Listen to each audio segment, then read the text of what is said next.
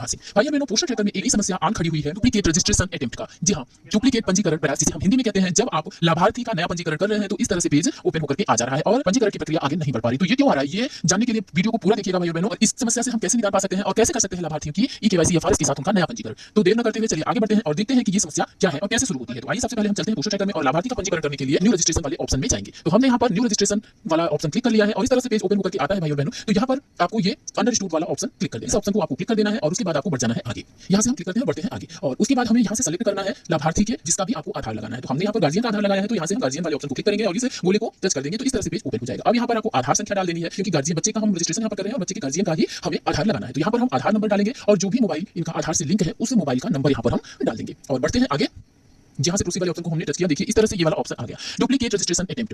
ये क्यों आ रहा है पहले मैं आप लोगों को ये बता दूं। ये फीचर आने का मुख्य कारण ये है भाइयों बहनों कि जब आप लाभार्थी की ई-केवाईसी एफआरएस करते हैं, 30 जून को ये सिस्टम था कि 1 जुलाई से नया सिस्टम लागू हो जाएगा पोस्टर ट्रैकर में और 30 जून तक आपको टाइम दिया गया था लाभार्थी की ई-केवाईसी और एफआरएस करने का। और जिन लाभार्थियों का मोबाइल नंबर लिंक नहीं था या कोई और दिक्कत थी तो उनको आपने माइग्रेट कर दिया था। अब जब आपने उनको माइग्रेट कर दिया है, जबकि एक बार तो उनका रजिस्ट्रेशन हो ही चुका है, तो आपने उनको माइग्रेट कर दिया और उसके बाद भी उन लोगों ने आधार को अपडेट नहीं कराया। तो उनके गार्जियन का अगर आप डालते हैं, मतलब गार्जियन के नाम पर पुनः आप सोचते हैं कि हम लाभार्थी का रजिस्ट्रेशन कर लें, क्योंकि देखिए लाभार्थी अपडेट कराए ना कराए अपना आधार या मोबाइल नंबर, लेकिन राशन उनको चाहिए और गांव में जो रहते हैं वो गांव की समस्या को समझते हैं। आंगनबाड़ी कार्यकर्ताओं के पास यही मजबूरी है कि वो माता का नहीं मिल पा रहा है, पिता का नहीं मिल पा रहा है, तो गार्जियन के आधार से बच्चे का नया पंजीकरण करते हैं। तो जब गार्जियन के आधार से पंजीकृत किया जाता है तो यहाँ पर डुप्लीकेट पंजीकरण प्रयास वाला ये ऑप्शन आ जाता है, क्योंकि एक बार तो आप कर चुके हैं तो दोबारा करें तो डुप्लीकेट ही होगा। तो यहाँ पर कोई दिक्कत नहीं है, ये बस ये कह रहा है कि डुप्लीकेट पंजीकरण का ये प्रयास है जो आपका ये इस मोबाइल से या इस आधार नंबर से इसका अनुरोध हो चुका है, पहले भी अनुरोध की प्रक्रिया की जा चुकी है। तो कृपया आप दोबारा प्रयास करने से पहले 15 मिनट प्रतीक्षा करें और 15 मिनट बाद ये ले लेता है। तो भाइयों बहनों, यहाँ पर 15 मिनट भले ही बोला जा रहा है कि 15 मिनट से ज्यादा समय लगता है, तो हम यहाँ पर अब लाभार्थी का 1 घंटे के बाद ही इनका नया रजिस्ट्रेशन करेंगे। अभी हमने दिखाया आपको कि जब हम रजिस्ट्रेशन कर रहे थे, मतलब मोबाइल और आधार को वेरीफाई कर रहे थे, तो इस तरह से ये ऑप्शन आ गया है। अब 1 घंटे बीत चुके हैं, तो चलिए करते हैं पुनः लाभार्थी का पंजीकरण। तो इस तरह से जब हम लाभार्थी का नया पंजीकरण करने के लिए ओपन करेंगे, तो मैंने पहले ही बताया था आपको कि यहाँ पर आधार संख्या डाल देनी है, आपको नीचे मोबाइल नंबर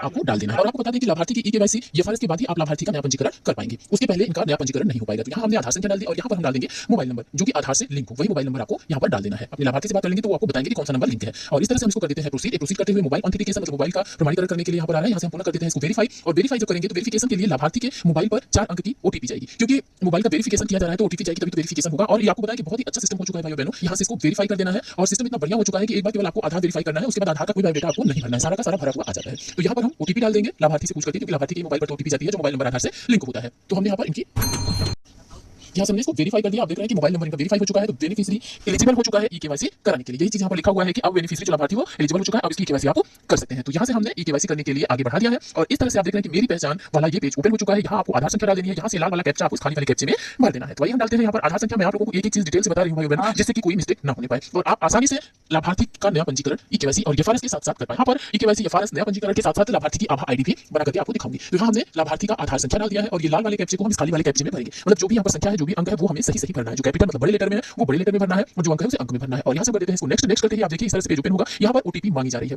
और ये 4 अंक भारती के मोबाइल नंबर के हैं जो कि आधार से लिंक है। यही 4 नंबर बताता है कि कौन सा मोबाइल नंबर आधार से लिंक है। ओटीपी डाल के हम इसको नेक्स्ट कर देते हैं। यहाँ 6 अंकों की ओटीपी आएगी, उस ओटीपी को आप यहाँ पर डाल दीजिए। अभी आप देख रहे हैं इस तरह से पेज ओपन हो गया है। यहाँ से हमें अलाउ कर देना है भाइयों बहनों, ध्यान रखना है, अलाउ ही करना है, जो नीले कलर में लिखा हुआ है। इस बात को ध्यान देंगे तो कभी कोई मिस्टेक नहीं होगी। और ये डिजी लॉकर का आता है और ये अपने आप प्रोसेस हो जाता है। यहाँ पर आप देखिए कि ई-केवाईसी कंप्लीटेड सक्सेसफुली हो चुकी है। यहाँ से हम फेस कैप्चर करने के लिए आगे बढ़ेंगे और आप देख पा रहे हैं कि आधार जो फोटो लगी हुई है लाभार्थी की वो नाम सहित आ रही है भाइयों बहनों। और उसके बाद यहाँ से हमें फोटो कैप्चर करना है, इस ऑप्शन को क्लिक करेंगे और उसके बाद इस कंसेंट को हमें एक्सेप्ट कर लेना है।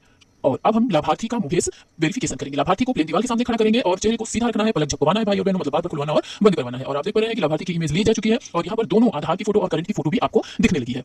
और यहाँ से हमें कर देना है लाभार्थी का वेरीफाई, क्योंकि अभी तो फोटो आई है, वेरीफाई का ऑप्शन हमें टच करना है, मतलब कि वेरीफाई हमें लाभार्थी की फोटो का करना है। तो हम यहाँ से वेरीफाई करेंगे और 15 सेकंड का वेट करेंगे भाई बहनों, क्योंकि 15 सेकंड के बाद ही लाभार्थी की फोटो वेरीफाई होती है।